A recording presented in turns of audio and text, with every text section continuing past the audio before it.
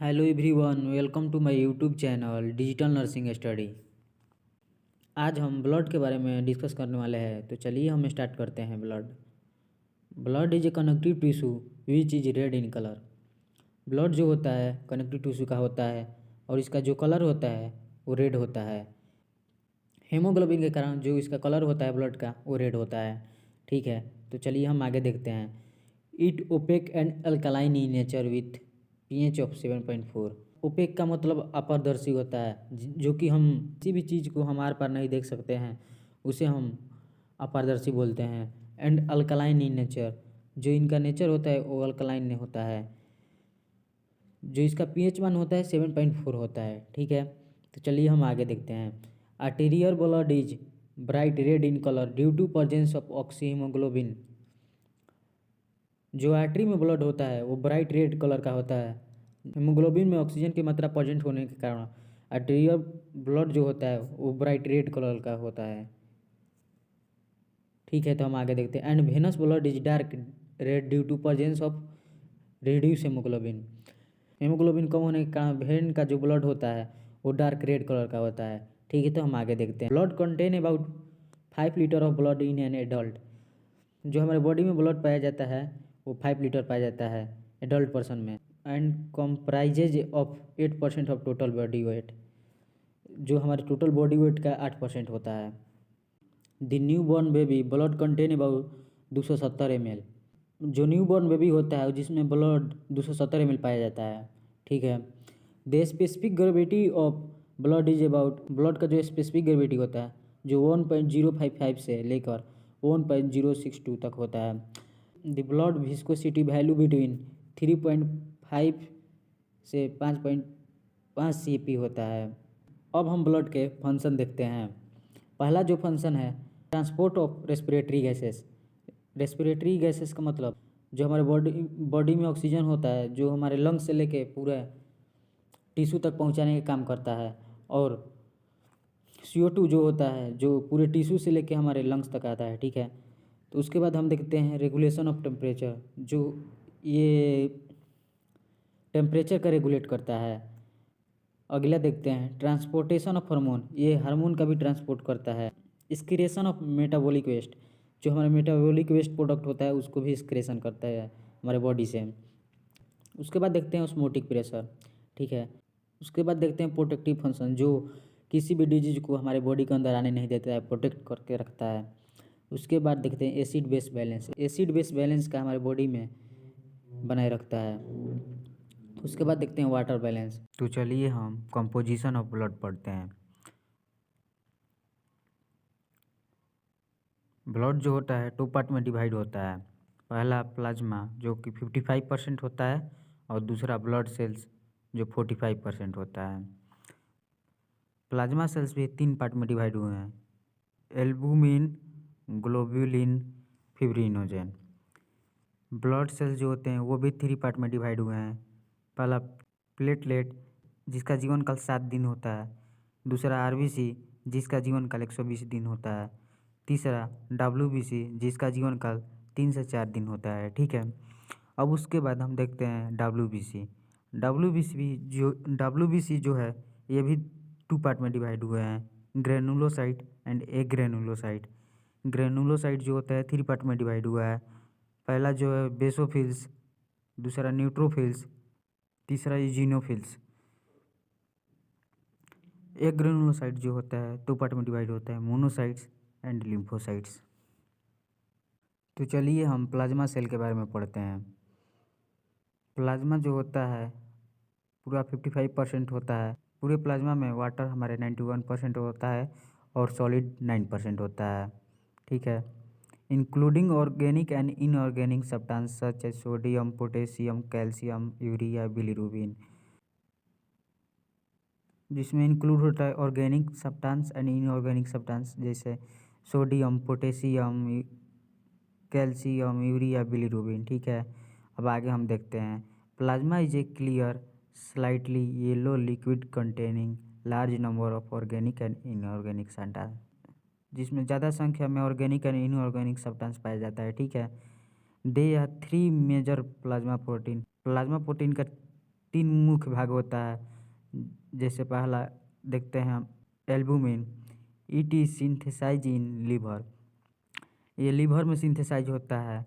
It plays most important role in transportation and osmotic pressure. जो इसका important role है वो ट्रांसपोर्टेशन करता है एंड ऑस्मोटिक प्रेशर। ठीक है, तो चलिए अब हम आगे देखते हैं। दूसरा जो है ग्लोब्यूलिन है। ठीक है, it is sub divided into alpha globulin, beta globulin and delta globulin. Alpha and beta synthesise in liver, spleen and bone marrow. Alpha and beta globulin जो होता है सिंथेसाइज होता है लीवर में, स्प्लीन में एंड बोन मैरो में। Gamma is synthesise in B lymphocyte. Gamma globulin जो synthesise होता है वो सेल से, जैसे बी लिम्फोसाइट। ठीक है, चलिए अब हम आगे देखते हैं तीसरा fibrinogen. It is synthesise in liver and help in coagulation of blood. ये लीवर में सिंथेसाइज होता है, ये हेल्प करता है ब्लड कोगुलेशन में, या फिर इसे ही ब्लड क्लॉटिंग कहते हैं। तो चलिए अब हम ब्लड सेल्स के बारे में पढ़ते हैं। पहला इसमें जो है आरबीसी, इसे ही हम रेड ब्लड सेल्स कहते हैं। इसका लाइफ स्पेन जो होता है 120 दिन होता है। ठीक है, RBC is non nucleated cell with circular disc like structure and biconcave in shape. ठीक है, आरबीसी जो होता है नॉन न्यूक्लिएटेड सेल है और यह सर्कुलर डिश लाइक स्ट्रक्चर होता है। इसका जो शेप होता है बाइकॉन्केव होता है। ठीक है, चलिए अब हम आगे देखते हैं। The red colour is due to presence of pigment haemoglobin. जो रेड कलर होता है वो हेमोग्लोबिन के कारण होता है। ठीक है, the diameter of RBC is 7.5 micrometre. जो इसका डायमीटर होता है 7.5 माइक्रोमीटर होता है। Each RBC has 250 million haemoglobin particles. प्रत्येक आरबीसी में 250 मिलियन हेमोग्लोबिन पार्टिकल पाया जाता है। ठीक है, the function of RBC is to carry oxygen from the lungs and deliver it throughout our body. RBC का फंक्शन है ऑक्सीजन को कैरी करता है लंग्स से और उसके बाद पूरे बॉडी में हमारे डिलीवर करता है। ठीक है, तो चलिए अब हम डब्ल्यूबीसी के बारे में पढ़ते हैं। ठीक है, WBC are body's defence mechanism against involving micro organism. ठीक है, डब्ल्यूबीसी जो है हमारे बॉडी का डिफेंस मैकेनिज्म है। ठीक है, WBC are classified into two types. ये भी टू टाइप्स में डिवाइड होते हैं, जैसे ग्रेनुलोसाइट्स, ए ग्रेनुलोसाइट्स। ठीक है, granulocyte it is following types, ये भी फ्लोइंग टाइप्स है। इसका भी सब टाइप्स होता है। इसका सब टाइप जो होता है पहला neutrophils, they constitute around 50 to 70% of total WBC count. Total WBC का 50 से 70% होता है। ठीक है, and have diameter of 10 to 12 micrometre. इसका जो डायमीटर होता है 10 से 12 माइक्रोमीटर होता है। It first line of defence against bacterial infection, first defence mechanism होता है। ठीक है, दूसरा जो होता है जीनोफिल्स होता है। ठीक है, they formed around 1 to 4% of total WBC count. Total WBC का 1 से 4% होता है। ठीक है, its diameter of 10 to 14 micrometre. इसका जो डायमीटर होता है 10 से 14 माइक्रोमीटर होता है। The second line of defence against bacterial infection, ये जो होता है सेकेंड लाइन डिफेंस होता है। अब उसके बाद हम देखते हैं तीसरा basophils. Basophils they formed about 1% of total WBC count. WBC का 1% होता है। ठीक है, it function in allergic reaction. इसका फंक्शन जो होता है एलर्जिक रिएक्शन के लिए होता है। अब हम डब्ल्यूबीसी का दूसरा पार्ट देखते हैं, ए ग्रेनुलोसाइट्स। ये भी दो पार्ट में डिवाइड होते हैं। जो पहला होता है मोनोसाइट्स। ठीक है, they formed around 2 to 8% of WBC count. ये जो होता है लगभग 2 से 8% ऑफ पूरे डब्ल्यूबीसी का होता है। ठीक है, and day nucleus is larger and kidney shape.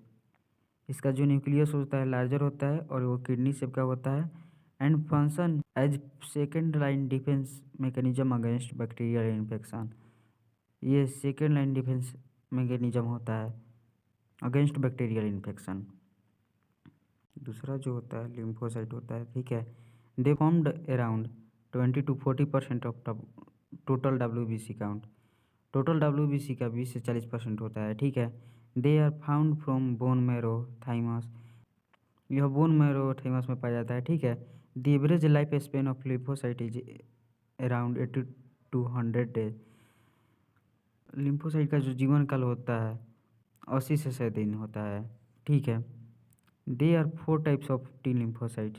इसमें जो होता है B lymphocyte and T lymphocyte. T lymphocyte जो होता है 4 पार्ट में डिवाइड होता है। पहला है साइटोटॉक्सिक टी सेल, दूसरा हेल्पर टी सेल, तीसरा सप्रेसर टी सेल, चौथा मेमोरी टी सेल, ठीक है। तो चलिए हम आगे देखते हैं प्लेटलेट्स के बारे में, ठीक है। Platelet are small spherical non nucleated cell. Platelet जो होता है स्मॉल होता है, स्फेरिकल नॉन न्यूक्लिएटेड सेल होता है, ठीक है। Its diameter of 2 to 4 micrometre. इसका जो डायमीटर होता है 2 से 4 माइक्रोमीटर होता है, ठीक है। चलिए अब हम आगे देखते हैं the protoplasmic content many cell organelles such as mitochondria, tubules and contractile elements, ठीक है। They contractile element like actin and myosin helps in movement और प्लेटलेट। जो ये कॉन्ट्रेक्टाइल एलिमेंट होता है जो प्लेटलेट के मूवमेंट के लिए हेल्प करता है, ठीक है। There is no presence of DNA and RNA। इसमें जो DNA और RNA इसमें प्रेजेंस नहीं होता है। Average life Spain is 7 to 10 days. Platelet का जो लाइफ स्पेन होता है 7 से 10 दिन का होता है। नॉर्मल प्लेटलेट काउंट जो होता है 2.5 लाख पर MMQ होता है, ठीक है। तो चलिए यहीं हमारा ब्लॉग समाप्त होता है। आज का टॉपिक अगर आप लोगों को समझ में आया हो तो इस वीडियो को लाइक, सब्सक्राइब और शेयर ज़रूर कीजिए। Thank you.